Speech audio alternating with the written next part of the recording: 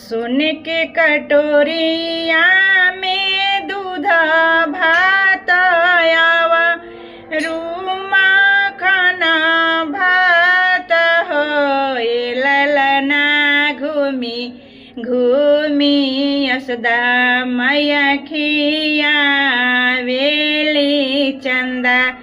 के बोला वेली हो ए ललना घूमी घूमी कान्हा के हो खिया वेली चंदा के बोला वेली हो अरे आवे चंदा बारे आवा नदी या किनारे आवा हो ये चंदा हमारा ही कान्हा के खियाई ता कान्हा रे मोरो रुनु झुनु कान्हा रे मोरो रुनु झुनु हो